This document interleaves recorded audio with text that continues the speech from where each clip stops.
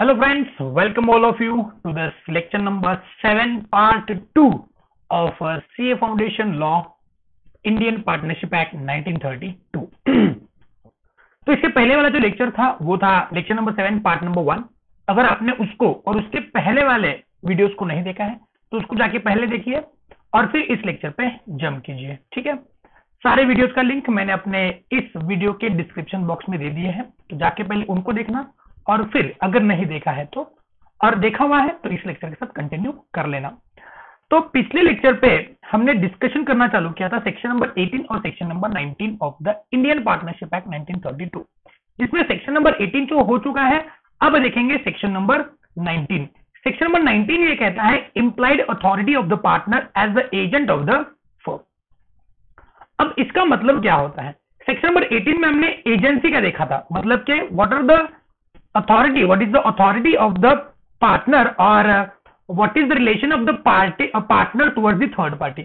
तो उसमें पहला रिलेशन हुआ करता था that he is the partner of the firm, यानी कि थर्ड पार्टी के साथ डील करने के टाइम पे वो पार्टनर पार्टनरशिप फर्म का एजेंट रहता है। वो हमने सेक्शन नंबर 18 में देख लिया। अब देखते हैं सेक्शन नंबर 19 में थर्ड पार्टी के साथ डील करने के टाइम पे पार्टनरशिप फर्म के पार्टनर की क्या अथॉरिटी रहती है। पिछले लेक्चर पे मैंने आपको ABCDEFGH पॉइंट पढ़ने के लिए बोला था। अब थोड़ा सा रिकैप करते हैं और फिर वापस जुड़ जाते हैं इस सेक्शन के कंटिन्यूएशन में। अब सेक्शन नंबर 19 क्या कहता है कि what is the implied authority, यानी कि पार्टनर्स को क्या authority, rights, okay, to be very precise हम लोग बोलते हैं राइट्स, कि क्या अथॉरिटी है, क्या राइट्स है एक पार्टनर्स के जो इंप्लाइडली आते हैं। एक्सप्रेसली किधर लिखा नहीं है लेकिन इंप्लाइडली आते हैं पार्टनरशिप फर्म से, किसको, पार्टनर ऑफ द फर्म को, while dealing with the third party. तो पहला या फिर इंप्लाइड अथॉरिटी ये है पार्टनर्स की कि अगर पार्टनर थर्ड पार्टी के साथ कुछ कॉन्ट्रैक्ट एंटर कर रहा है या फिर कुछ एक्टिविटी कर रहा है, पार्टनर क्या कर रहा है, कुछ एक्टिविटी एंटर कर रहा है या फिर कुछ कर रहा है, he has did something act, okay, in usual way, किसी यूजुअल वे में कर रहा है, ओके, जो किसका है बोलो, जो पार्टनरशिप का बिजनेस का है। तो partnership firm binds that activity has been binding on the firm towards third party, why, because partner third party के साथ कॉन्ट्रैक्ट कर रहा है, फिर उसके साथ मिलकर कुछ एक्टिविटी कर रहा है जो पार्टनरशिप फर्म के ऊपर क्या है बोलो, बाइंडिंग है। ये पार्टनर की क्या है बोलो, इंप्लाइड अथॉरिटी मानी जाएगी, ठीक है। अब इसी अथॉरिटी को हम लोग क्या बोलते हैं, इसी अथॉरिटी को हम लोग बोलते हैं क्या, implied authority of A partner. ये पार्टनर की क्या है बोलो, इंप्लाइड अथॉरिटी मानी जाएगी, ठीक है ना। अब पिछले लेक्चर पे हमने एक डिस्कशन किया था that what do mean by subject to the provision of the section. पिछले लेक्चर पे अपने डिफरेंशिएशन देखा था कि subject to the provision of the act और subject to the provision of the section का मतलब क्या है। तो subject to the provision of the section का मतलब ये हमने पढ़ा था कि इस सेक्शन में आगे जो लिखा है ना वो प्रिवेल होगा, अगर कुछ लिखा हुआ नहीं है तो जो अभी हमने देखा वो प्रिवेल होगा। क्या प्रिवेल होगा कि whatever activity has been entered या फिर whatever activity has been done by the partner on behalf of the partnership firm which is in a usual way, जिस तरीके से होना चाहिए था राइट वे में किया है, तो उस एक्टिविटी की वजह से पार्टनरशिप फर्म थर्ड पार्टी की तरफ लायबल हो जाती है। ये हमने देखा। अब ये कब प्रिवेल होगा, ये कब लागू होगा, अगर मान लो इस सेक्शन में और कुछ लिखा हुआ नहीं है, इस सेक्शन में इस बारे में कुछ और लिखा हुआ है, तो उसके लिए जो भी लिखा हुआ है ना उसके लिए कौन सी प्रोविजन लागू हो जाएगी कि पार्टनरशिप फर्म के पार्टनर ने कोई एक्टिविटी कर ली तो उसके लिए पार्टनरशिप फर्म नहीं बल्कि पार्टनर लायबल होगा, ठीक है। तो ऐसी कौन सी चीजें हैं, तो ये था ABCDEFG। एक एक को ढंग से पढ़ते हैं। आई थिंक आपने ये पूरे पढ़ लिए हैं, नहीं पढ़े हैं तो वीडियो को पॉज करना, पढ़ना और फिर वीडियो को रिज्यूम करना, ठीक है। तो पहली चीज जो पार्टनर नहीं कर सकता इंप्लाइडली, जो पार्टनर नहीं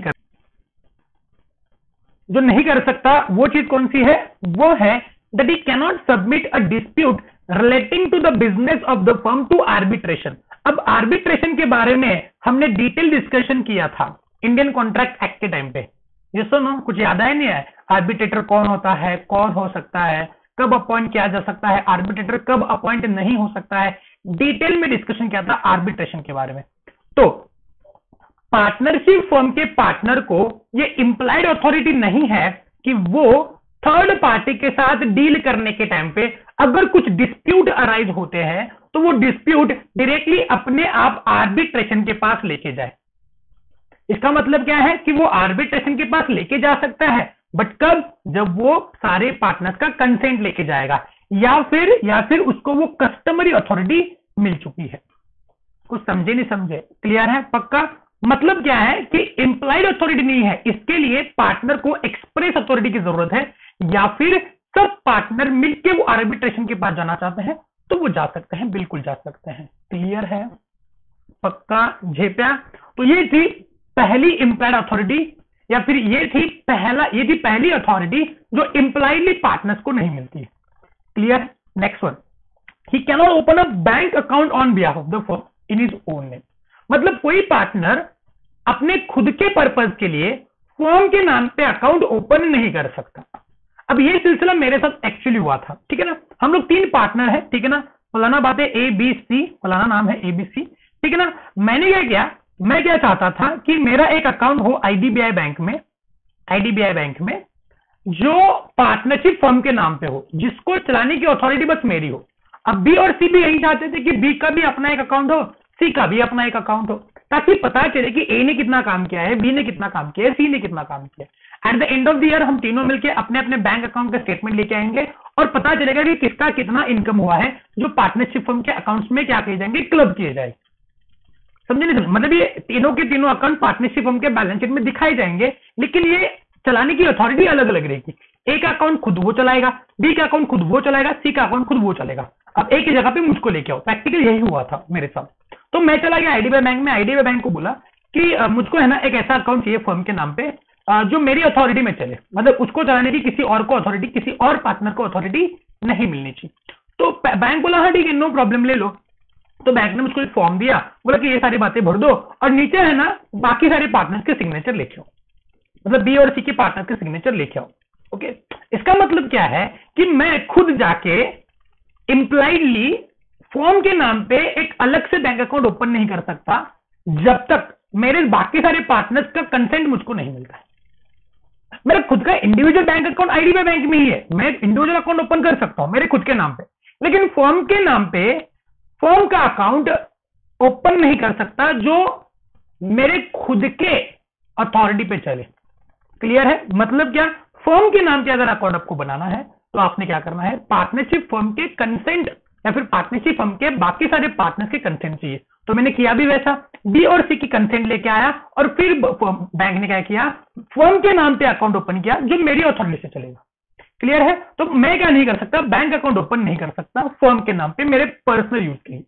नेक्स्टली, कॉम्प्रोमाइज और रिलिंक्विश एनी क्लेम और portion of the claim by the firm. अब व्हाट इज कॉम्प्रोमाइज? उसको वाटाघाटी बोलते हैं, है ना, सेटलमेंट करना। या फिर रिलिंक्विश यानी क्या, छोड़ देना या फिर वेव ऑफ कर देना, किसकी लायबिलिटी वेव ऑफ कर दिया हमने, जैसे चलो क्लेम वेव ऑफ कर दिया। अरे गेटिंग माय पॉइंट। मान लेते हैं इंश्योरेंस क्लेम की बात करते हैं, यहाँ पे किसकी बात करते हैं, इंश्योरेंस क्लेम।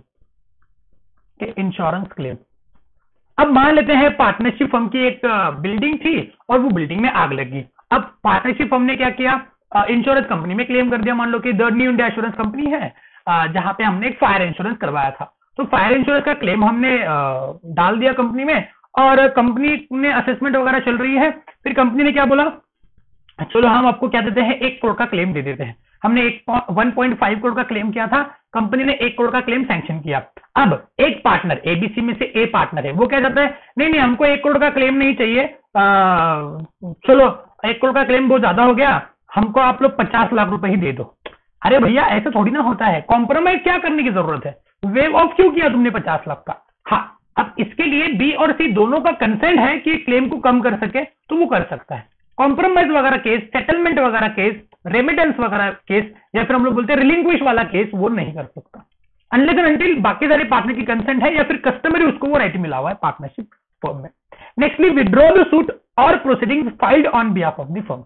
ओके, मान लेते हैं कंपनी कोई है, fair and lovely company, okay, जिसको मैं फिरौन लवली बोलता हूँ, क्योंकि फिरौन लगाना पड़ता है ना, ऐसा 8 अक्षर में लगाना पड़ता है, ठीक है ना, उसको फिरौन लवली, 7 दिन में गोरापन वगैरह चलती है भाई केस, ये एडवर्टीजमेंट चलती है इसमें अपनी वो यम्मी गौतम, क्या नाम है उसका, यामी गौतम, वो आती है, ठीक है। तो उसमें वो ऐसा 8 अक्षर में लगाओ तो फिरवून लगाओ तो वो क्या हो जाता है, फिरवून लवली, उसको ना फेयर एंड लवली। तो फेयर एंड लवली 7 दिन में गोरापन। तो मान लो कंपनी के ऊपर किसी ने केस ठोक दिया, बोलो कि ऐसा कैसा, तुमने बोला था 7 दिन में गोरापन करेंगे लेकिन हुआ ही नहीं, और वो कस्टमर जो था उसका नाम था क्रिस गेल, क्रिस गेल साहब, ओके क्रिस गेल साहब, क्रिस गेल साहब, ठीक है ना। देखना चाहोगे क्रिस गेल साहब को, ये देखो क्रिस गेल साहब, देखते हैं क्रिस गेल साहब कैसे दिखते हैं। बड़ी तगड़े प्लेयर है अपने जमाने के।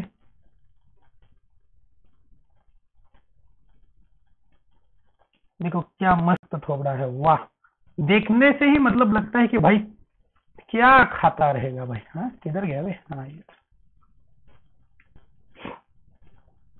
क्रिस गेल साहब को लेके आते हैं हम अपने क्लास में। तो क्रिस गेल साहब आ जाओ, अरे किधर गए भाई, लो क्रिस गेल साहब आ जाओ ना। क्रिस गेल साहब को करते हैं सेव, हो गए सेव, सेव, और ये आ गए अपने क्लास में। आजा आजा आजा आजा आजा, हाँ जी, ये आ गए क्रिस गेल साहब अपने क्लास में, मस्त लग रहे हैं ना। देखो ओ माय गॉड कितने बड़े हैं, फोटो भी उतना ही बड़ा है जितना उतनी कद उनकी कद काटी है। आजा आजा आजा, थोड़ा छोटा करना पड़ेगा क्रिस गेल साहब को, हम बहुत बड़े हो गए। हाँ जी हाँ जी, ये रहे क्रिस गेल साहब अपने क्लास में। 22 सेल कहाँ तक पहुंच गए क्रिस गेल साहब, हम तो यहाँ पे ही हैं। यस,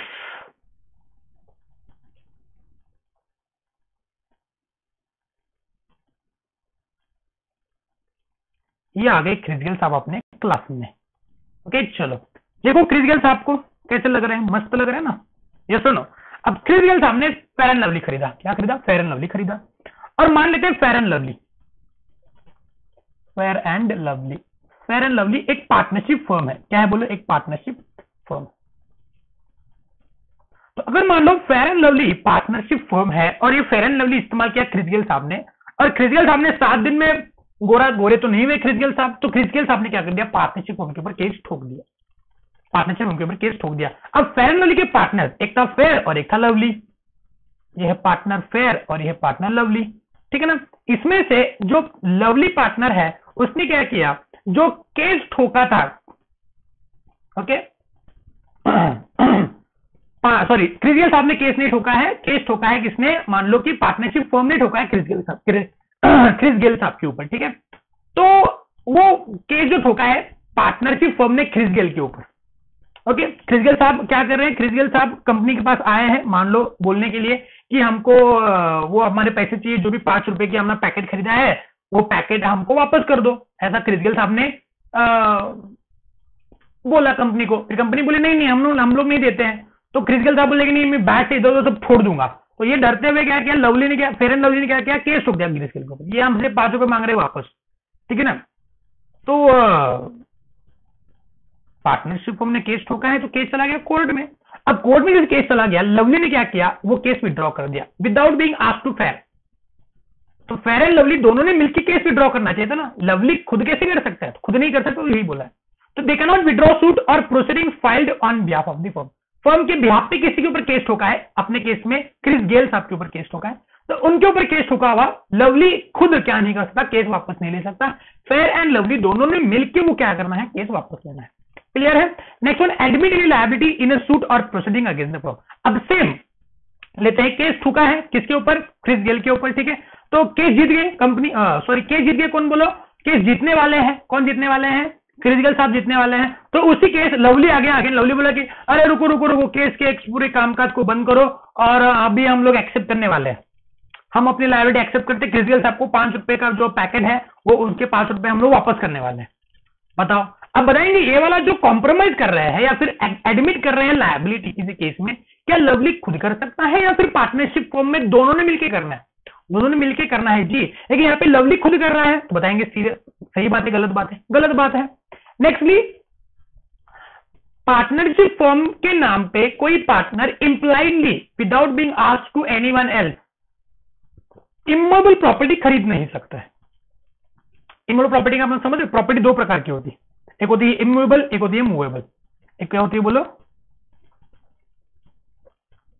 इमूवेबल, और एक क्या होती है मूवेबल।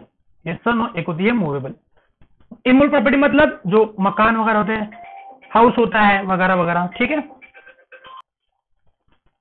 हाउस वगैरह होता है, या फिर हम लोग बोलते हैं लैंड, ठीक है ना। तो ये सारी बातें क्या बोलो इमूवेबल प्रॉपर्टी में आती है। मान लेते हैं plant and machinery, land and machinery, ये सारी जो होती है वो इमूवेबल, जो हिल नहीं सकती अपनी जगह से। मूवेबल हम लोग बोलते हैं stock in trade, stock in trade, या फिर हम लोग बोलते हैं vehicles, these are the movable property. ये सब तो बताएंगे क्या, without being asked to anyone else, partnership firm में क्या पार्टनर्स किसी और को पूछे बगैर, किसी और पार्टनर को पूछे बगैर, क्या पार्टनरशिप फर्म के नाम पे क्या कोई प्रॉपर्टी खरीद सकते हैं? नहीं खरीद सकते, ठीक है ना। अब यहां पे थोड़ा सा मुझको एक डाउट है मूवेबल प्रॉपर्टी के बारे में। पहले आगे वाला पॉइंट भी पढ़ लेते हैं, फिर डाउट को देखते हैं। नेक्स्ट पॉइंट है ट्रांसफर द इमूवेबल प्रॉपर्टी। अब जैसे प्रॉपर्टी एक्वायर नहीं कर सकता, वैसे प्रॉपर्टी ट्रांसफर भी नहीं कर सकता ना। मान लेते हैं पार्टनरशिप फर्म के पास कोई एक बिल्डिंग है, ओके, लैंड है, जिसको वो बेचना चाहते हैं, लेकिन अब तक कुछ डिसीजन हुआ नहीं है, और उस सिलसिले में एक पार्टनर क्या कर दिया, प्रॉपर्टी बेच दी। अब इसके बारे में कुछ डिसीजन हुआ ही नहीं है, तूने प्रॉपर्टी कैसे बेच दी भाई? ऐसा नहीं हो सकता है। तो ना प्रॉपर्टी खरीद सकता है, ना प्रॉपर्टी बेच सकता है without being getting the consent of the other partner. तो वो उसके बाद इंप्लॉयड अथॉरिटी बिल्कुल नहीं है, ना प्रॉपर्टी खरीद सकता है, ना प्रॉपर्टी बेच सकता है। अब यहां पे आया मेरे दिमाग में एक सवाल, अब ये बात कर रहे हैं किसकी बोलो, इमूवेबल प्रॉपर्टी की। किसकी बात कर रहे हैं? Immovable property. तो इमूवेबल प्रॉपर्टी की खरीदी और बिक्री के ऊपर अगर रिस्ट्रिक्शन डाला है, then what about the movable property? क्या मूवेबल प्रॉपर्टी फ्रीली खरीदे जा सकते हैं, बेचे जा सकते हैं इंप्लाइडली बाय द पार्टनर्स? क्या without being asked to the other partners can partner purchase and sale the movable property of any firm?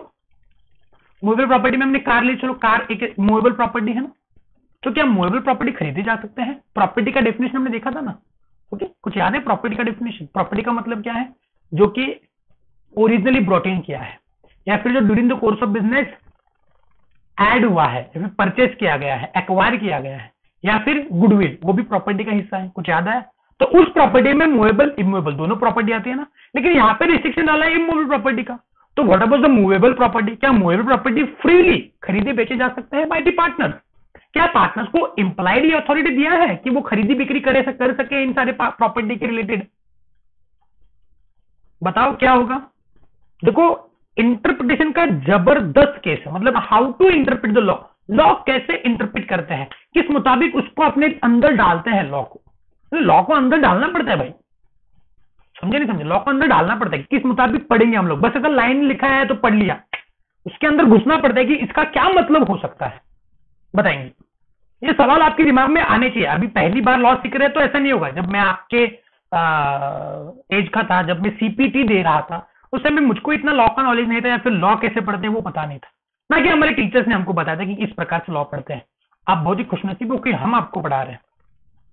Feel proud of being ईपीएंस। बताएंगे। तो मैं ये कहता हूं, मेरा इंटरप्रिटेशन ये है कि इमूवेबल प्रॉपर्टी में मूवेबल प्रॉपर्टी को भी इंक्लूड किया जाएगा। भाई इमूवेबल प्रॉपर्टी को रिस्ट्रिक्शन डाल रहा है, लेकिन क्या मूवेबल प्रॉपर्टी, मान लो पार्टनरशिप फर्म की एक कार है, क्या बिना किसी को पूछे वो बेच सकता है क्या? फिर सारे पार्टनर क्या बरसात में भीगते हुए जाएंगे घर पे? पागल है क्या? चलो मान लेते हैं कि आज एक कंपनी की बिल्डिंग है, कल आते आते देखा कि बिल्डिंग गायब है, बिल्डिंग ही बेच दी। गायब है मतलब कि उस बिल्डिंग में कोई और ही रह रहा है। बताओ कैसे हो सकता है? क्या क्यों? क्योंकि एक पार्टनर को बेच दिया किसी को भी पूछे बिना। इमूवेबल प्रॉपर्टी तो हो ही नहीं सकता है, लेकिन मूवेबल प्रॉपर्टी भी नहीं हो सकती। मान लेते हैं कोई मूवेबल प्रॉपर्टी फर्नीचर है, भाई मूवेबल प्रॉपर्टी है, ओके, पार्टनर आया, देखा कि सारे कंपनी के फर्म के ऑफिस में जितना भी फर्नीचर था वो बेच चुका है। बताएंगे कैसे हो सकता है? नहीं हो सकता है। तो यहाँ पे एक्वायरिंग ऑफ इमूवेबल प्रॉपर्टी का रिस्ट्रिक्शन डाला है, साथ साथ एक्वायरिंग ऑफ मूवेबल प्रॉपर्टी का भी रिस्ट्रिक्शन होना चाहिए। डिस्पोजिंग ऑफ इमूवेबल प्रॉपर्टी का रिस्ट्रिक्शन डाला है, लेकिन साथ साथ इसमें इंक्लूड किया जाएगा मूवेबल प्रॉपर्टी ऑल्सो। इसको बोलते हैं इंटरप्रिटेशन। जब कोर्ट में ऐसा केस चला जाएगा ना, तो जज सब कुछ इस प्रकार से इंटरप्रेट करके वो केस सुलझाएंगे। समझे नहीं समझे? आपको ये सही भी लग रहा है, नहीं लग रहा है कि ऐसी वाली बातें भी होनी चाहिए, उसमें मूवेबल प्रॉपर्टी भी इंक्लूड होना चाहिए? यस और no? Yes. And last one, he can not enter into partnership on behalf of the firm. मतलब फर्म के नाम पे किसी और से पार्टनरशिप नहीं बना सकता। मतलब मान लो कोई और फर्म है पीक्यूआर, क्या पीक्यूआर फर्म में एबीसी फर्म को पार्टनर करवा सकता है without being asked to any other partner? नहीं। लेकिन क्या वो खुद पार्टनर हो सकता है पर्सनल कैपेसिटी में? हाँ भाई, तुझको खुद जो करना है वो कर, लेकिन फर्म के नाम पे अकेले अकेले इंप्लाइडली कुछ नहीं करने का। क्लियर? पक्का दो, पार्टनरशिप में एंटर नहीं हो सकता। तो ये ABCD E F G H subject to the provision of the section. ऊपर वाला प्रोविजन, अब ऊपर वाला प्रोविजन क्या था? ओ माय गॉड, भूल गए क्या? ऊपर वाला प्रोविजन क्या था कि कोई पार्टनर अगर मान लो यूजुअल वे में पार्टनरशिप फर्म के बिजनेस के रिलेटेड कुछ एक्टिविटी करता है थर्ड पार्टी के साथ, तो थर्ड पार्टी की तरफ पार्टनरशिप उस एक्ट के लिए क्या है बोलो? बाइंडिंग है। लेकिन subject to the provision of the section, अगर partner A B C D E F G H ये काम करता है विदाउट आस्क, तो वो फर्म लायबल नहीं होती है। तो ABCD E F G H के लिए पार्टनरशिप फर्म थर्ड पार्टी की तरफ लायबल नहीं है। Partnership is not binding on the, partnership firm के ऊपर ये एक्ट बाइंडिंग नहीं है अगर किसी पार्टनर ने ये बातें बिना किसी को पूछे हुए, इंप्लाइड अथॉरिटी ना होते हुए किए हुए, सर एक्सप्रेस अथॉरिटी ना होते हुए किए हुए। यानी कि ये सारी बातों के लिए पार्टनर्स के पास इंप्लाइड अथॉरिटी नहीं बल्कि एक्सप्रेस अथॉरिटी होनी चाहिए। क्लियर है? देखो यहाँ पे क्या लिखा है, बाय द कस्टम। अगर मान लो उनको ये राइट दिया है बाय द कस्टम, या फिर हम लोग बोलते हैं कि एक्सप्रेस अथॉरिटी, कस्टम से मिलनी चाहिए, फिर एक्सप्रेस अथॉरिटी होनी चाहिए। किसी पार्टनर को एक्सप्रेस अथॉरिटी दिया हुआ है कि तू इमूवेबल प्रॉपर्टी बेच सकता है, तो बेच दे भाई, किसी को पूछने की जरूरत ही नहीं है क्योंकि एक्सप्रेस अथॉरिटी है उसके पास। बैंक अकाउंट खोल दे भाई, एक्सप्रेस अथॉरिटी है, कुछ भी कर सकता है। क्लियर है? मान लेते हैं dispute case file, dispute arbitrator के पास लेके जाने की उसकी अथॉरिटी है, तो वो कर सकता है बिकॉज एक्सप्रेस अथॉरिटी एग्रीमेंट में दिया हुआ है हमने। क्लियर है? पक्का झेपिया? तो यह है बोलो क्या अपना सेक्शन नंबर 19। क्लियर है? ओके चलो, अभी सेक्शन नंबर 18 और सेक्शन नंबर 19 का जो चार्ट है वो आप लिख सकते हैं। ये रहा चार्ट सेक्शन नंबर 18 और सेक्शन नंबर 19 का। Come on, copy down. पहले लिखना section number 18 section number 19, chart का हेडिंग सेक्शन 18 सेक्शन 19, और उसके नीचे सेक्शन नंबर 18 और 19 ऐसे पार्ट करके लिखेंगे। 18 के नीचे 18 लिखेंगे, 19 के नीचे 19 लिखेंगे। कम ऑन, पहले हेडिंग लिखना। चलो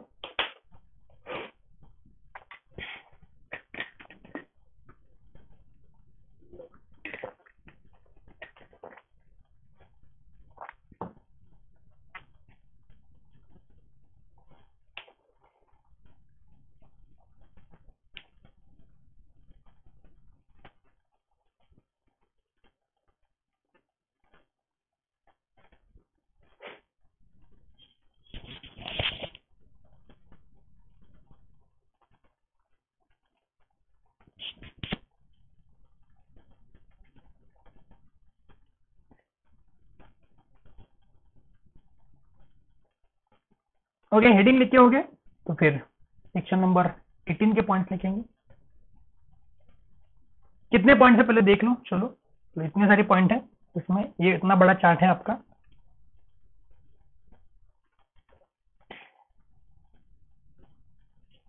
एटीन को कॉपी डाउन कर लो। 19 का जो पार्ट है उसको याद करने का एक मेरे पास मेमोरी टेक्निक भी है, उसको भी याद कर लेंगे। पहले लिखो तो सही पहले सारी बातें।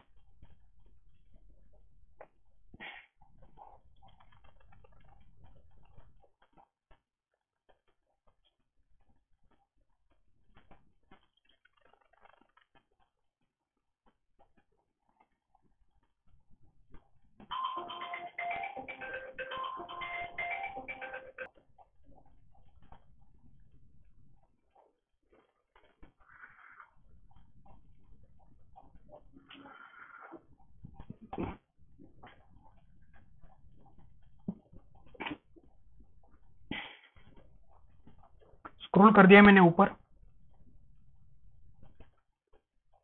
जिसका भी लिख के नहीं हो गया तो वो पॉज करेगा और लिखने की कोशिश करेगा।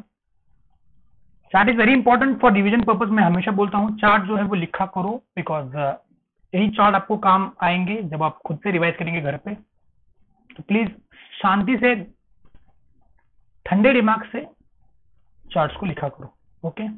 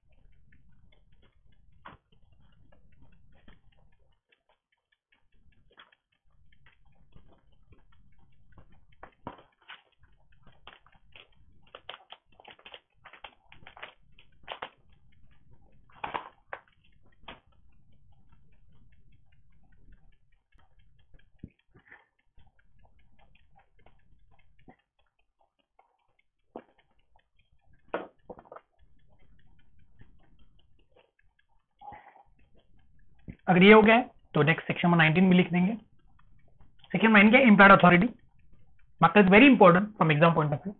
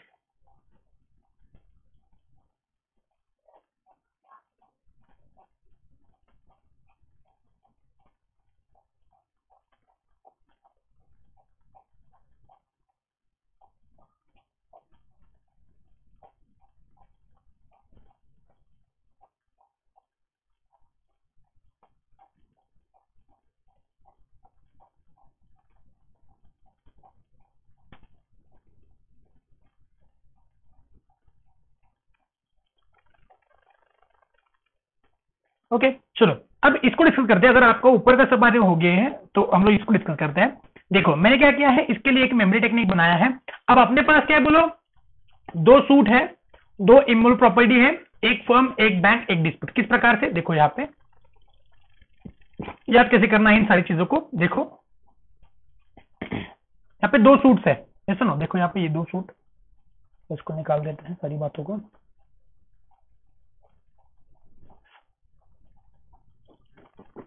दो सूट्स, ओके। कौन से सूट? दो। देखो यहाँ पे ये वाला एक सूट है, ठीक है ना, और ये भी सूट है, ओके। ये सूट, ठीक है। उसके बाद दो इमूवेबल प्रॉपर्टी, ओके। ये दो इमूवेबल प्रॉपर्टी, ये दो इमूवेबल प्रॉपर्टी, ठीक है। उसके बाद एक बैंक अकाउंट है, एक बैंक अकाउंट है। उसके बाद एक पार्टनरशिप फर्म है, ओके, और एक डिस्प्यूट है, और एक डिस्प्यूट है, क्लियर है, और एक कॉम्प्रोमाइज भी है, ठीक है ना। तो कैसे याद करेंगे इसको? दो सूट, दो इमूवेबल प्रॉपर्टी, एक फर्म, एक बैंक अकाउंट, और किधर गया मेरा? तो मेरा चार्ट किधर गया बे?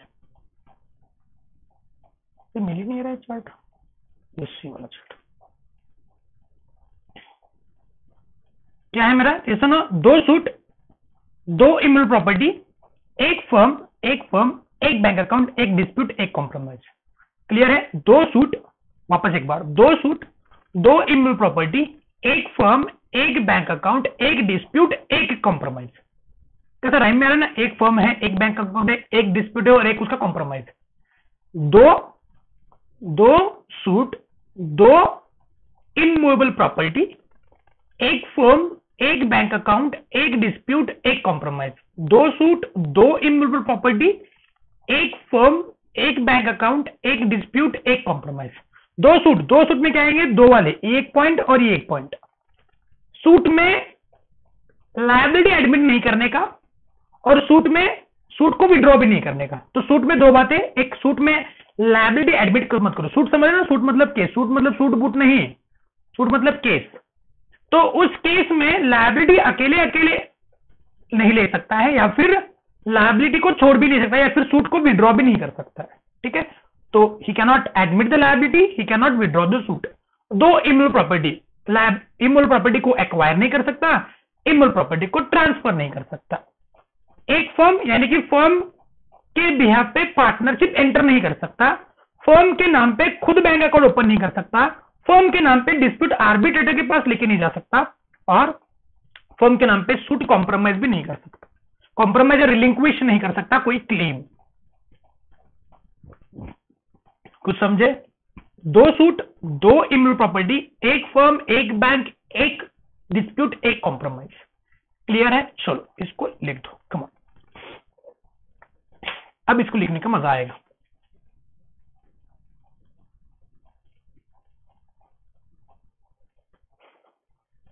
मेक श्योर दैट चार्ट के सारे पॉइंट आपके लिखे हो गए हैं, एक भी पॉइंट छूटना नहीं चाहिए। अगर एक भी पॉइंट छूटेगा तो फिर प्रॉब्लम हो सकता है।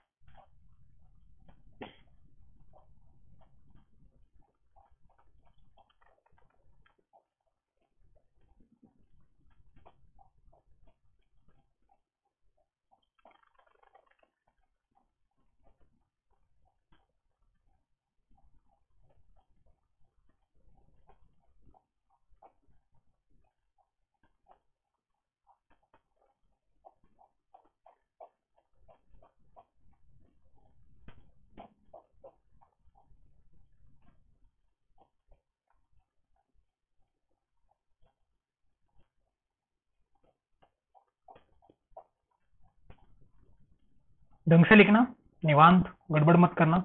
गड़बड़ हो रही है तो वीडियो को पॉज करना और फिर लिखना। बस वीडियो को आगे ड्रैग मत करना, फास्ट फॉरवर्ड मत करना।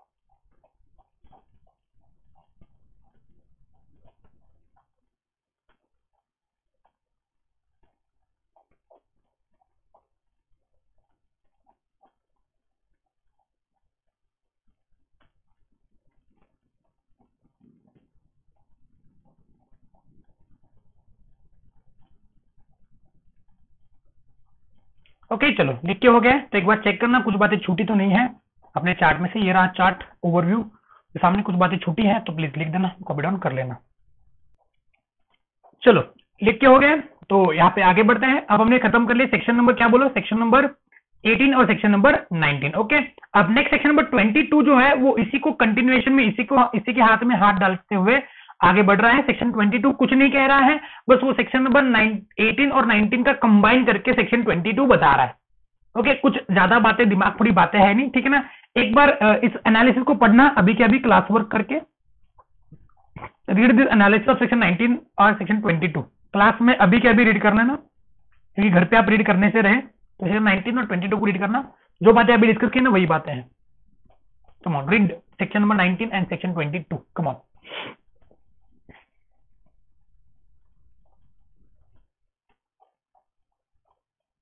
वो रीड करके बाद सेक्शन नंबर 19 1 एंड 22 भी रीड करने में। 19 1 मतलब कौन सी बात है, जो ये बात कर रही है, ये वाली बात है। 19 1 यानी कि ये वाली बात है, ये वाली बात है। ओके, ये वाली। और 19 2 मतलब ये वाली बात है।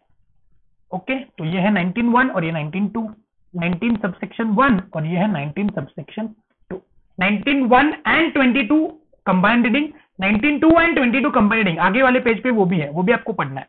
तो पहले 19 एंड 22 को पढ़ना, ये होने के बाद 19 1 और 22 इन दोनों को कंबाइंड रीडिंग से क्या मतलब निकलता है वो पढ़ना। पहले 19 और 22 और 19 1 एंड 22 को रीड करना। Come on.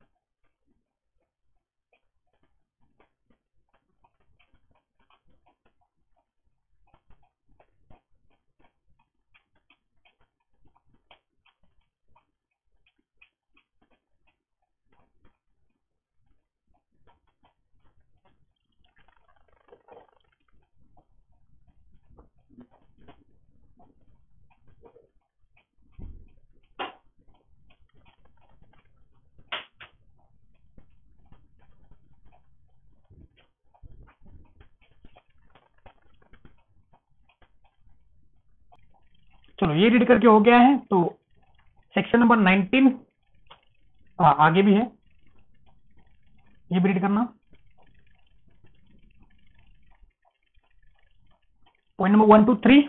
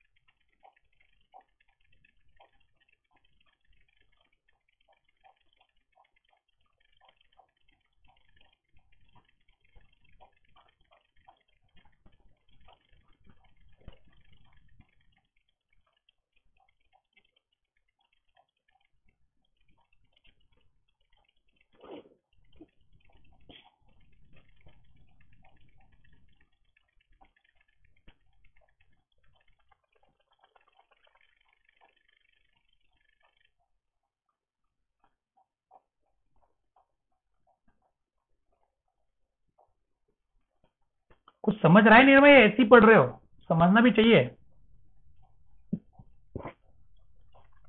ओके चलो, उसके बाद एग्जाम्पल है, मार्केट होमवर्क, होमवर्क मार्क करेंगे आप इस एग्जाम्पल को, ठीक है।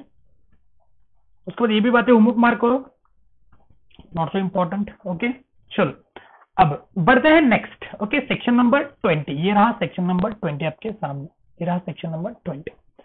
सेक्शन 20 क्या बता रहा है? Extension and restriction of partners implied authority. What is implied authority? Implied authority के लिए हमने ये देखना है, ठीक है ना, ये है इम्प्लाइड अथॉरिटी। इम्प्लाइड अथॉरिटी हमको क्या बता रही है? देखो ये हमको इम्प्लाइड अथॉरिटी बता रही है, जब हमने चार्ट ड्रॉ किया ना, चार्ट में देखो इम्प्लाइड अथॉरिटी क्या है। तो ये जो मैंने येलो मार्क किया है, ये जो येलो मार्क किया है ना, ये अपनी इम्प्लाइड अथॉरिटी है।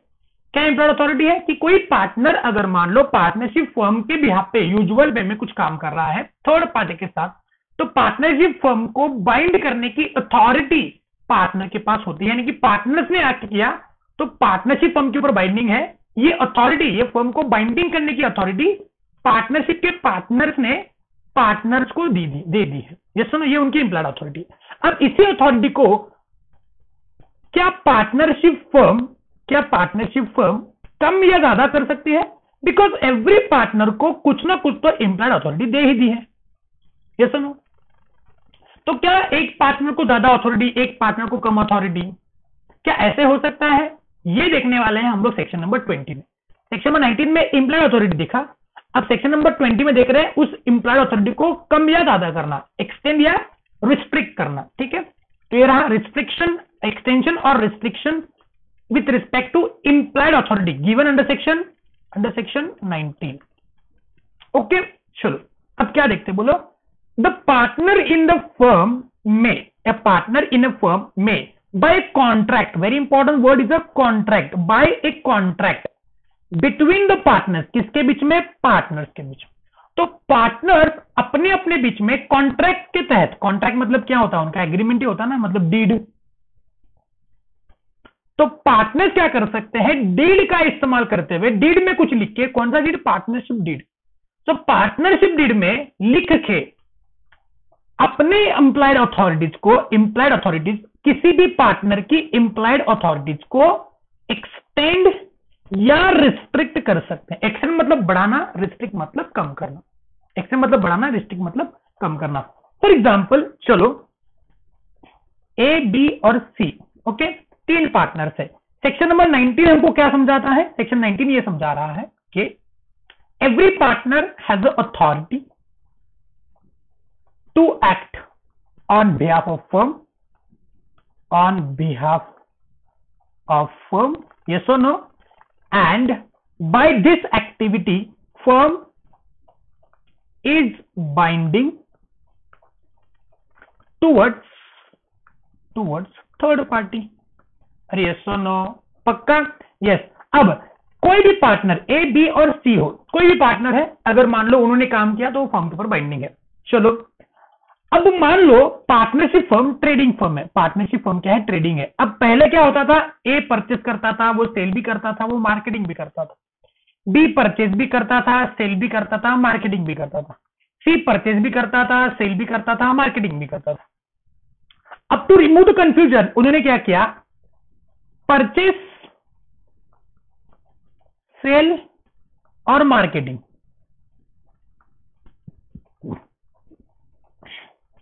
परचेस के काम को अलग किया, सेल के काम को अलग किया और मार्केटिंग के काम को अलग किया। और ए को बोला देख भाई आज से तू परचेस का काम करेगा, सेल का काम नहीं करेगा। बी को बोला गया आज से तू सेल का काम करेगा, परचेस और मार्केटिंग का काम नहीं करेगा। सेम गोज विथ सी, सी को बोला तू मार्केटिंग करेगा, परचेस सेल नहीं करेगा। तो बताएंगे ए की अथॉरिटी को रिस्ट्रिक्ट किया, जी हाँ। बी की अथॉरिटी को रिस्ट्रिक्ट किया, जी हाँ। सी की अथॉरिटी को रिस्ट्रिक्ट किया, जी हाँ। क्लियर है? तो ये क्या हो गया, रिस्ट्रिक्शन। ऐसे बढ़ा भी सकते हैं, ऐसे बढ़ा भी सकते हैं। फॉर एग्जाम्पल पहले सी को मार्केटिंग या फिर कुछ काम ही नहीं दिया जाता था, या फिर सी क्या था, कुछ काम ही नहीं करता था। ए और बी परचेस सेल मार्केटिंग तीनों करते थे। अब सी को क्या बोला गया, उसके राइट्स को एक्सटेंड किया, अथॉरिटी को एक्सटेंड किया, भाई तो आज से मार्केटिंग देख ले, एक्सटेंशन हो गया। तो क्या ऐसा कुछ पार्टनरशिप फॉर्म कर सकते हैं, उनके अथॉरिटीज को रिस्ट्रिक्ट या फिर एक्सटेंड कर सकती है? जी हाँ कर सकती है। कैसे कर सकती है बोलो, यहां पे लिखा है by contract between the partners. झाले, सिंपल। क्या करना है, कुछ नहीं करना है भाई, सारे पार्टनर्स मिलकर बैठो, बैठो मतलब खाने के लिए पीने के लिए नहीं, काम करने के लिए बैठो और एक कॉन्ट्रैक्ट बनाओ जिसके तहत आपको जो लगता है सही, आपको जो लगता है सही किस मुताबिक होना चाहिए उनका क्या बोलो एक्सटेंशन रिस्ट्रिक्शन, उस हिसाब से कर लो, ठीक है ना। तो आपने क्या करना है बोलो, कॉन्ट्रैक्ट बनना है, बनाना है, यानी कि डीड में वो चेंज कर देना है जिस मुताबिक आपको एक्सटेंशन या रिस्ट्रिक्शन कर देना है। क्लियर है? पक्का? छेपया? यस। अभी ये एक्सटेंशन और रिस्ट्रिक्शन की जानकारी क्या थर्ड पार्टी को होनी चाहिए? क्या पार्टनरशिप हमने नोटिस दे देनी है थर्ड पार्टीज को या फिर पब्लिक को कि हमारा ये रिस्ट्रिक्शन हुआ है, हमारा ये एक्सटेंशन हुआ है करके दे देनी है? चलो उसका जो क्लैरिफिकेशन है वो अपने अगले बुलेट में है। Notwithstanding any such restriction, oh my god, subject to the provision of the act, subject to the provision of this provision. अब ये नॉट विथ स्टैंडिंग का मतलब क्या है? नॉट विथ स्टैंडिंग मतलब के जो कुछ भी लिखा है रिस्ट्रिक्शन में वो जाए भाड़ में, ये प्रिवेल करेगा। ओ माय गॉड सर, बहुत कंफ्यूजन हो रहा है। Subject to provision of act और प्रोविजन और नॉट विथ स्टैंडिंग में क्या फर्क है? दोनों में क्या फर्क है? अगर मान लो किसी सेक्शन की शुरुआत subject to the provision of the act लिखा है तो ये क्या बोलता है कि अगर मान लेते हैं subject to the provision of the act और subject to the provision of section number 24 और हम लोग पढ़ रहे सेक्शन नंबर 20 पढ़ रहे हैं। सेक्शन नंबर 20 में क्या लिखा है कि subject to the provision of section 24, मतलब सेक्शन 20 में जो भी लिखा है वो बात प्रिवेल नहीं करेगी अगर उस बारे में सेक्शन 24 कुछ कह रहा है। मतलब ये यहां पे कौन सा सेक्शन लागू हो जाएगा? सेक्शन 24 लागू हो जाएगा, सेक्शन 20 लागू नहीं होगा, ठीक है। अब not with standing anything contained in section 24 ऐसा लिखा है सेक्शन 20 में, तो उसका इंपैक्ट क्या है कि सेक्शन 24 में जो लिखा है वो लागू नहीं होगा, सेक्शन 20 विल प्रिवेल, मतलब सेक्शन 20 क्या हो जाएगा? लागू हो जाएगा। क्लियर है? पक्का? तो वैसे यहां पे क्या लिखा हुआ है, notwithstanding any such restriction, मतलब रिस्ट्रिक्शन में जो भी लिखा हो, ये रिस्ट्रिक्शन है ना, कॉन्ट्रैक्ट में जिस भी प्रकार का रिस्ट्रिक्शन डाला हो उसको छोड़ो, वो तो हो, उसकी बात ही नहीं कर रहे हम लोग। आगे लिखा है any act done by partner on behalf of firm, अगर कोई भी काम पार्टनर्स ने on behalf of partnership firm किया which falls within his implied authority, मतलब उसके इंप्लाइड अथॉरिटी में आता है, जो भी एक्सटेंशन से और रिस्ट्रिक्शन से डाला गया है, रिस्ट्रिक्शन से डाला गया है। क्लियर है?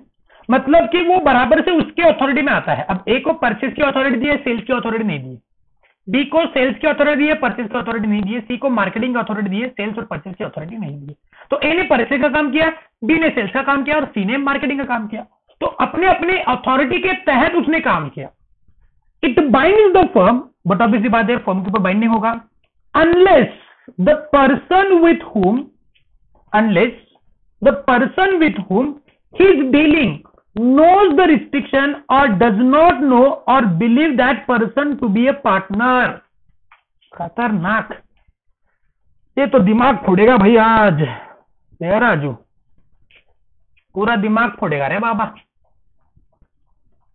Notwithstanding anything, any such restriction, restriction में जो भी लिखा हो, notwithstanding, उसको मैं पकड़ता ही नहीं हूं, उसका तो इंपॉर्टेंस नहीं है मेरे पास, मतलब मैं रिस्ट्रिक्शन को मानता ही नहीं हूं, ये बोला है। Notwithstanding anything, any such restriction, any act done by the partner, कोई भी एक्ट जो पार्टनर ने किया है, on behalf of the firm, firm के बिहाफ पे, which falls within his implied authority, अगर वो उसके implied authority में आती है, binds the firm, वो फर्म को बाइंड करेगी, unless and until the person with whom he is dealing, कि जिसके साथ वो काम कर रहा है, knows of the restriction, उसको रिस्ट्रिक्शन के बारे में पता है, और does not know about the restriction, और believes that the partner to be a partner, मतलब उसको वो पार्टनर है ऐसा वो बिलीव कर रहा है। हम लोग वो पार्टनरशिप बाय होल्डिंग आउट देखा था ना, clear, partnership by holding out देखा था, तो वो उसकी बात करते हैं, यहाँ पे पार्टनर बाय होल्डिंग आउट की बात करते हैं। ये जो और है ना, ये पार्टनर बाय होल्डिंग आउट की बात करते हैं, partner by holding out, clear है। देखो वापस एक बार पढ़ते हैं, इन सारी बातों को निकाल देते हैं, चलो, ताकि थोड़ा सा हमको साफ सुथरा लगे। क्या लिखा है? Notwithstanding any such restriction, any act done by a partner on behalf of the firm which falls within his implied authority binds the firm unless the firm with whom he is dealing knows the restriction or does not know, उसको restriction के बारे में पता है और पता नहीं है, और believe that the partner to be A partner, और वो पार्टनर करके है, वो ट्रीट कर रहा है नहीं कर रहा है, मतलब सामने वाले पार्टी को ये बात पता है एक्सटेंशन की या रिस्ट्रिक्शन की, या फिर उसको ये पता है या नहीं है वो पार्टनर है या नहीं है, वो एक्ट अगर उसके अथॉरिटी में आता है तो ये फर्म के ऊपर बाइंडिंग है। मतलब अगर कोई पार्टनरशिप फर्म है, मान लेते हैं हमने पार्टनरशिप बनाया, यहाँ पे कौन सी पार्टनरशिप बनाए, चलो हमारे पास है SRK, हमारे पास है सलमान खान और हमारे पास है आमिर खान, ठीक है, तीनों ने मिलकर पार्टनरशिप फर्म बनाई। अब तीनों ने एक कॉन्ट्रैक्ट बनाया, यानी कि डीड बनाई, डीड में कुछ तय हुआ, ए की कुछ राइट से, बी की कुछ, SRK की कुछ राइट से, सलमान खान की कुछ राइट से और आमिर खान के कुछ राइट से। अब आमिर खान जो है, आमिर खान चला गया थर्ड पार्टी के पास, ठीक है ना, थर्ड पार्टी के पास पहुंच गया। अब थर्ड पार्टी के साथ उसने कुछ कॉन्ट्रैक्ट एंटर किया जो उसके इंप्लाइड अथॉरिटी में बिल्कुल आता है, इंप्लाइड अथॉरिटी में आता है, ठीक है ना, जो रिस्ट्रिक्शन एक्सटेंशन करके उसको अथॉरिटी मिली थी एक को, यानी कि आमिर खान को, वो सारी बातें उसी अथॉरिटी में रह के आमिर खान ने बात की। वो तो परफेक्शनिस्ट है, वो जो अपना काम है वो सही ढंग से करेगा, गलत काम कुछ नहीं किया। तो थर्ड पार्टी को उसके बारे में पता है या नहीं है, यानी कि इस रिस्ट्रिक्शन या फिर एक्सटेंशन, रिस्ट्रिक्शन या फिर एक्सटेंशन जो भी हुआ है इस डीड में, इसकी जानकारी थर्ड पार्टी को है या नहीं है, या फिर उसको पता है या नहीं कि वो फर्म का पार्टनर है या नहीं है, कुछ देखा नहीं जाएगा। ये जो काम है जो आमिर खान ने किया है अपनी अथॉरिटी में रहते हुए, ये फर्म के ऊपर बाइंडिंग है। व्हाई? बिकॉज बेसिकली ये उसके इंप्लाइड अथॉरिटी में आता है। थर्ड पार्टी को उसकी जानकारी है या नहीं है वो हमको पता नहीं है, ये हम मद्देनजर नहीं रखते हैं, इसलिए बोला है जो भी हो एक्सटेंशन रिस्ट्रिक्शन में, not with standing any such restriction, जो भी हो एक्सटेंशन रिस्ट्रिक्शन में अगर पार्टनर अपनी इंप्लाइड अथॉरिटी में काम करता है तो ये फर्म के ऊपर बाइंडिंग है, भले उसको पता है नहीं है ये बात अलग, किसको, थर्ड पार्टी को पता है नहीं है, हमको कुछ पता नहीं है। क्लियर है? ये लिखा है सेक्शन नंबर 20 में। देखो analysis, the implied authority of the partner में बी एक्सटेंडेड और रिस्ट्रिक्शन बाय कॉन्ट्रैक्ट, जी हाँ, between the partners under the following conditions: the restriction imposed on the implied authority of the partner by agreement shall effective against the third party. The third party knows about the restriction and third party does not know that he is dealing with the partner in the firm. और मतलब उसको पता है restriction के बारे में पता है, and third party doesn't know that he is dealing with the partner in the firm. Clear? पक्का झेपा?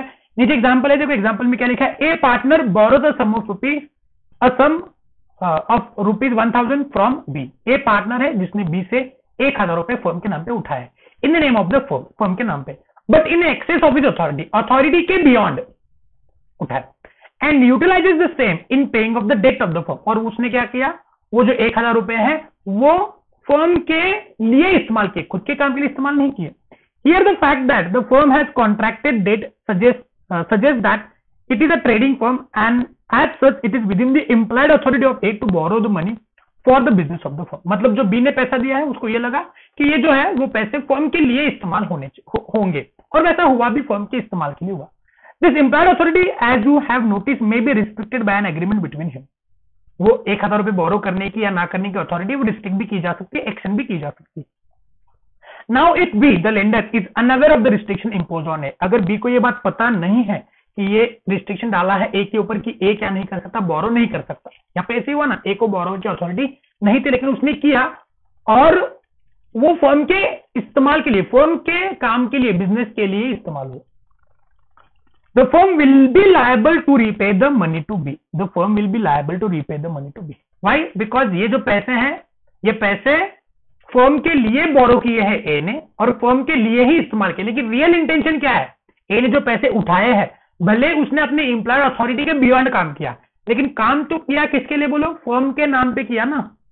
अब बी को ये पता नहीं कि ए के ऊपर रिस्ट्रिक्शन है और बी ने पैसे दे दिए, तो बताएंगे क्या बी ने गुड फेथ में दिए? जी हाँ, गुड फेथ में दिए। तो अगर वो बी ने गुड फेथ में दिए है तो फर्म इज लायबल। ना Y firm is liable?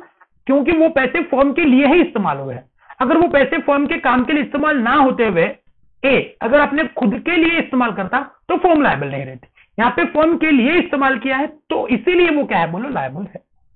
On the contrary B's awareness as to restriction will absolve the firm of its liability to repay the amount. मतलब बी का अवेयरनेस, उसको पता है या नहीं है वो मायने नहीं रखता, notwithstanding anything contain in the restriction. समझे, उसको पता है नहीं पता है, B is a third party, उसको पता है नहीं पता है कुछ मायने नहीं रखेगा, फर्म इज लायबल। लेकिन प्रोवाइडेड यहाँ पे केस थोड़ा सा ट्विस्टिंग है, यहाँ पे हमने पढ़ा है कि वो उसके एम्प्लॉयड अथॉरिटी में आना चाहिए, एम्प्लॉयड अथॉरिटी में आना चाहिए, है ना। लेकिन यहाँ पे उसकी एम्प्लॉयड अथॉरिटी थी नहीं, एम्प्लॉयड अथॉरिटी को एक्सटेंड रिस्ट्रिक्ट किया है। लेकिन यहाँ पे ये जो बी है उसने कैसा काम किया है बोलो, उसने काम कैसे किया है बोलो, उसने काम किया है गुड फेथ में, गुड फेथ में। और पैसा भी, मनी भी किसके लिए इस्तेमाल हुआ है, money has been utilized for the purpose of business of the firm. तो इसलिए फर्म क्या है बोलो, लायबल है। अगर ए अपने खुद के लिए इस्तेमाल करता तो नहीं होता। क्लियर है, पक्का जी पे? यस। नीचे it will be noted that the above mention extension or restriction is only possible with the consent of all the partner. सारे पार्टनर के कंसेंट पे एक्सटेंशन रिस्ट्रिक्शन हो सकता है। Any one partner or even the majority of the partner can not restrict or extend the employed authority. ये important है। Any one or even majority of the partner can not restrict or extend the employed authority. मतलब क्या है कि यहाँ पे अपने पास 3 partners हैं, ठीक है ना। अपने पास कितने पार्टनर्स हैं? 3 पार्टनर्स हैं, ए, बी और सी। अगर मान लो यहाँ पे सी के राइट्स को एक्सटेंड करना चाहते हैं तो उसके लिए, एक्सटेंशन के लिए कंसेंट ऑफ, कंसेंट मतलब के रजामंदी, ये सुनो, ए बी सी तीनों की होनी चाहिए। यहाँ पे ए और बी बोल रहे कि नहीं नहीं नहीं नहीं करेंगे, तो ऐसा नहीं होगा। ए बी बिल नहीं, हम उसके अथॉरिटी को एक्सटेंड नहीं करेंगे, तो उस केस में एक्सटेंशन ना होगा ना रिस्ट्रिक्शन होगा। वो होना चाहिए बोलो ए बी सी के कंसेंट पे, तीनों को कंसेंट पे। रिस्ट्रिक्शन करना चाहेंगे तो वो भी ए बी और सी तीनों के ऑल द पार्टनर के कंसेंट पे होना चाहिए, ना कि किसी एक पार्टनर या मेजॉरिटी पार्टनर। क्लियर, पक्का? तो यहाँ पे खत्म हुआ क्या बोलो, section number 20 also. Next section number 20 एक भी देख लेते हैं, सेक्शन 21। ओके, बहुत ही छोटा सा एक प्रोविजन है, partners authority in an emergency. अगर इमरजेंसी हो सकती है ना भाई, इमरजेंसी बहुत सारे प्रकार की हो सकती है, तो उस केस में क्या होगा, the partner is the authority in an emergency to do all such acts for the purpose of protecting the firm, film नहीं firm, from the loss as would be done by a person in of the ordinary prudence in his own case acting under the similar circumstances and such acts bind the firm। Section बहुत ही छोटा है लेकिन बहुत ही important है practical point of view से, और इसके दायरे बहुत ही बड़े हैं। ओके, चलो एग्जांपल के तौर पर ले लेते हैं। चलो ए बी सी, चलो ए बी सी बहुत हो गया, पी क्यू आर लेते हैं, पी क्यू और आर। ओके, 3 पार्टनर है, तो 3 पार्टनर। अब 3 पार्टनर में से आर जो पार्टनर है, ओके, वो क्या कर सकता है, बस मार्केटिंग कर सकता है। क्या कर सकता है, मार्केटिंग कर सकता है। क्लियर है? वो परचेस नहीं कर सकता, उसको परचेस का राइट नहीं दिया, परचेस का राइट नहीं दिया है। ठीक है, चलो अब ये ट्रेडिंग कर रहे हैं किसमें बोलो, ये ट्रेड कर रहे हैं मान लो मिल्क में, trading the milk, trading the milk की बात। ठीक है, चलो ना ये परचेस कर सकता है ना ये सेल कर सकता, मतलब ओनली मार्केटिंग, एडवर्टीजमेंट, ये वो फलाना बातें, सेल नहीं कर सकता। अब पी और क्यू जो है, ठीक है ना, वो घूमने गए हैं, कहां पे घूमने गए, चाइना, वुहान, मस्त सिटी है, जाके घूम के आना मस्त लगेगा, एकदम भारी, वहां ऐसा सिनेटिक ब्यूटी है कि आप इमेजिन भी नहीं कर सकते। मैं जाके आया उधर, हाँ कल सपने में जाके आया मैं, लेकिन आप प्रैक्टिकली जाना, चाइना वुहान मस्त सिटी है। तो ट्रेडिंग मिल्क का ये उनका बिजनेस है, और ए और बी, पी और क्यू जो है वो वुहान घूमने गए, चाइना। अब आर अकेला बैठा है दुकान पे, ठीक है, दुकान में लगभग 1000 लीटर दूध है।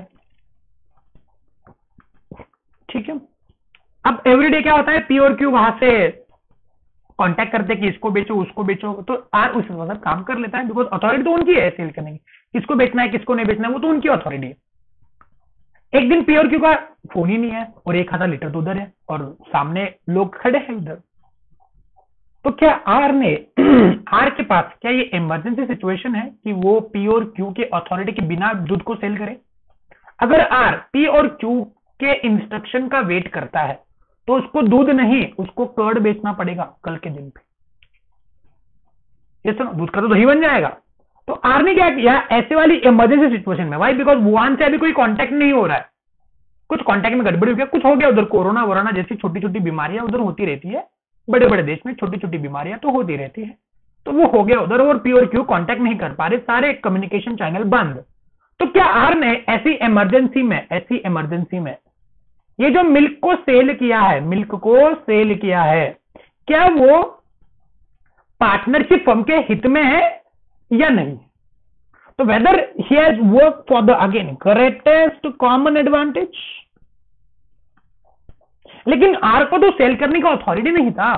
पी और क्यू जब वुहान से वापस आएंगे, जिंदा रहेंगे तो क्या वो आर का गला पकड़ेंगे, भाई तूने ये काम क्यों किया, तुमको तो अथॉरिटी नहीं थी? तो आर ने बोला देखो भैया मैं मोहित सर के क्लास में पढ़ा हूं, सर ने मुझको सेक्शन 23 सेक्शन 21 ऐसा खतरनाक पढ़ाया है, छोटा वाला सेक्शन है, तुम लोग सो गए थे हावले उस टाइम पे, लेकिन मैं जागता था और मैंने ये पढ़ा है कि जो भी काम इमरजेंसी में किया हो, to do all such act, मुझको इमरजेंसी में वो सारे काम करने की अथॉरिटी है, भले ही मेरे इंप्लॉयड अथॉरिटी में है, भले ही मेरे एक्सप्रेस अथॉरिटी में है या नहीं है, which is protecting the firm from any loss. Firm के लॉस, फर्म को लॉस से प्रोटेक्ट करने के लिए जो भी करना पड़े मैं करूंगा, कब? इमरजेंसी में। और वो क्या है बोलो? पार्टनरशिप फर्म के ऊपर बाइंडिंग है। यस और नो? पक्का? छोटा सा सेक्शन, सेक्शन 21 क्लियर? पक्का?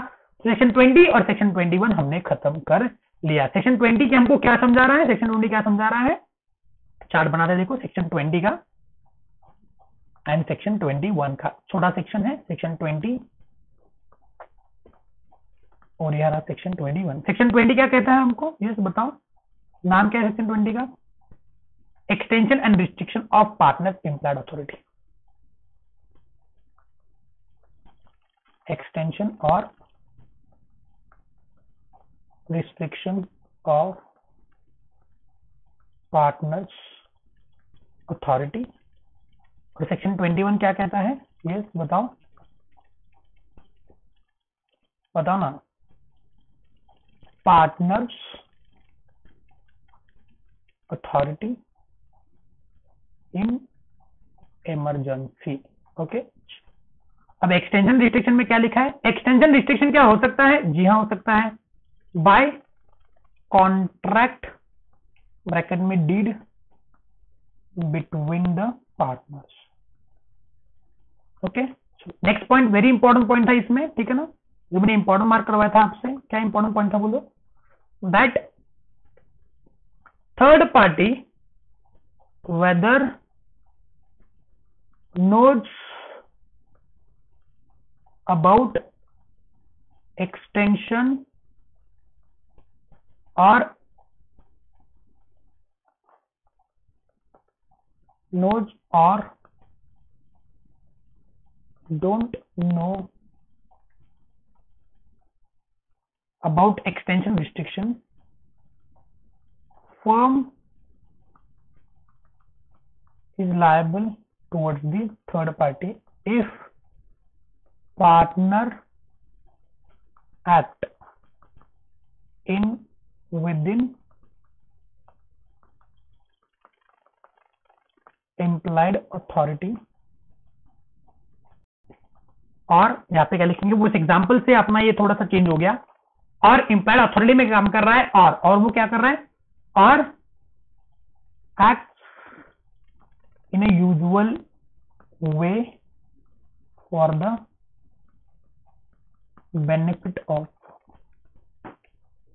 क्लियर है, पक्का। और सेक्शन 21 क्या कहता है, partners authority in case of emergency, in emergency, दूसरा कलर लेते हैं, चलो रेड कलर से लिखते हैं हम लोग ताकि वो कंटिन्यूशन में लगे। In case of emergency partners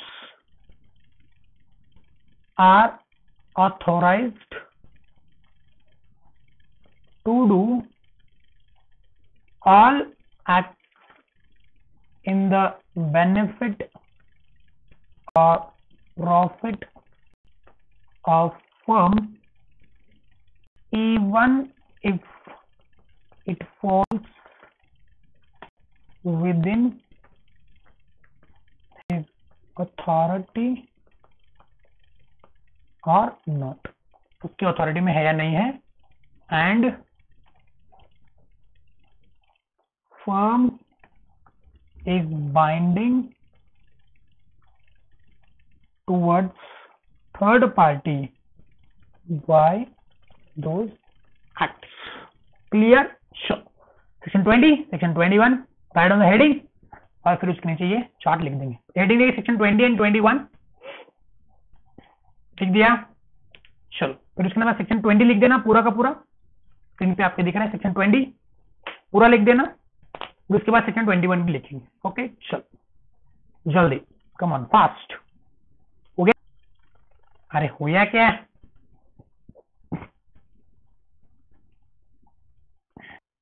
चलो मैं आपके लिए गाना चलाता हूँ बैकग्राउंड में मस्त।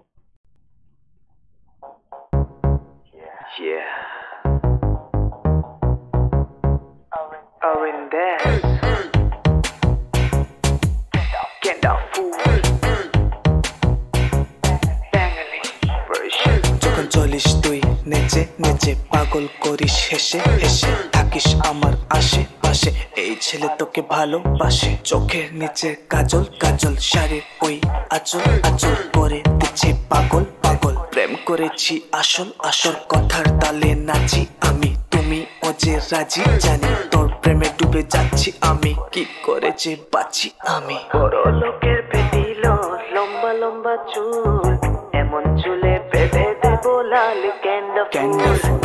বড় লোকের পেটিল লম্বা লম্বা চুল, এমন চুলে বেঁধে দেবো লাল ক্যান্ডা ফুল।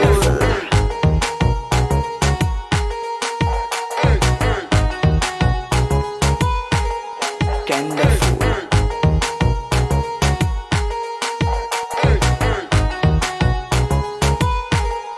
ক্যান্ডা ফুল। শ্যামলা গায়ের রং তোর, সাদা রঙের অন্তর, এমন ভাবে দেখিস না আমাকে, কেড়ে নেব মন তোর। সারা জীবন আমি থাকবো তোর পাশে, আর রাখবো তোকে সুখী। সবাই তো চলবে যখন আমরা চলবো, সবাই বলবে জ্যাম খুশি। পুরো রাত বাকি বাকি নাচবো আমরা তাকি তাকি, থাকবো আমরা হ্যাপি হ্যাপি। তোমাকে হার্টবিট বেড়ে যায় তুমি যখন পাশে, করতে যাবো তোমায় নিয়ে আমি দেশ বিদেশে। মনটা আমার কেড়ে নিলে তুমি তো জানো না, বলছি আমার মনের কথা তুমি তো বুঝো না। বড় লোকের পেটিল লম্বা লম্বা চুল, এমন চুলে বেঁধে দেবো দেবো ক্যান্ডা ফুল। বড় লোকের পেটিল লম্বা লম্বা চুল, এমন চুলে বেঁধে দেবো লাল ক্যান্ডা ফুল।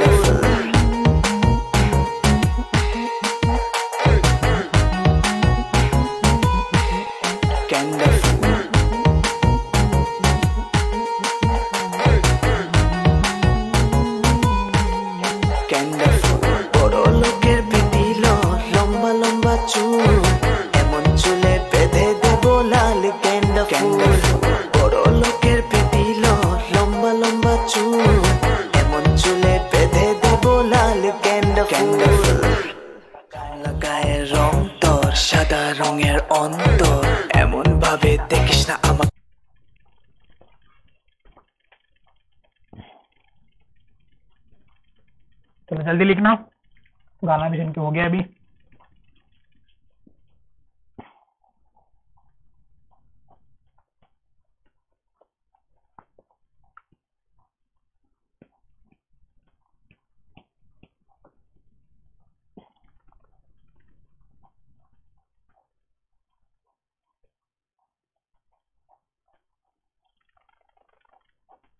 चलो हो गया है, तो आगे बढ़ते हैं। चलो, तो ये हो गया section number 20 and section number 21। Next हम लोग बढ़ने वाले सेक्शन नंबर 23 के साथ। सेक्शन 23 क्या बोलो, effect of admission by the partner. अब ये एडमिशन क्या है? एडमिशन वो नहीं जो इनकमिंग पार्टनर की है।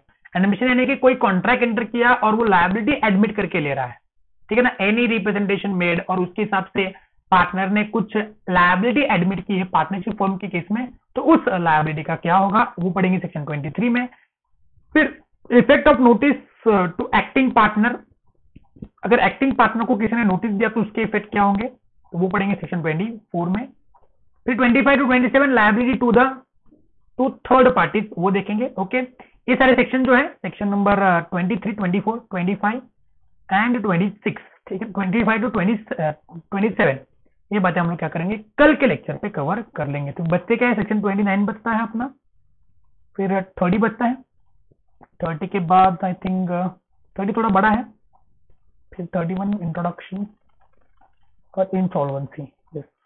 तो कल परसों माइट भी आपका ये लास्ट सेशन रहेगा फॉर यूनिट नंबर 2, फिर हम लोग बढ़ेंगे यूनिट नंबर 3 के साथ। ओके चलो, तो रुकते हम लोग इधर ही, पूरे पॉइंट्स को वन बाय वन रीड कर लेना, ठीक है ना, बिटवीन द लाइन सारी बातें वर्ड बाय वर्ड पढ़ लेना, जो चार्ट बना है उसको रिवाइज करते रहना, इंडियन कॉन्ट्रैक्ट एक्ट की रिवीजन करते रहना। ऐसा नहीं होना चाहिए कि इंडियन कॉन्ट्रैक्ट एक्ट हो चुका है तो आपने उसको देखा ही नहीं है। प्लीज मेक श्योर दैट आप इंडियन कॉन्ट्रैक्ट एक्ट की रिवीजन डेली कर रहे हो, बिकॉज ये क्यूमुलेटिव रिवीजन होनी चाहिए। जो अभी आज पढ़ा रहा हूं ना वो तो रिवाइज करना है, साथ साथ पिछले वाले कुछ प्रोविजन को भी आपने रीड करना है या फिर रिवाइज करना है। रीड करके तो हो गया रहेगा आपका, नहीं हो गया तो प्लीज रीड करना उन सारे पॉइंट्स को और रिवाइज करते रहना। तो चार्ट हमने इंडियन कॉन्ट्रैक्ट एक्ट में बनाया ना, उनको डेली रिवाइज करना बहुत जरूरी है। पार्ट में रिवाइज करो लेकिन रिवाइज करना जरूर। जो आज हो रहा है उसको भी रिवाइज करना जरूरी है और जो पहले हो चुका है उसको रिवाइज करना भी जरूरी है, ताकि आपके दिमाग में रहे। क्लियर? पक्का? सो मिलते हैं अगले लेक्चर पे, तब तक bye bye, love you all.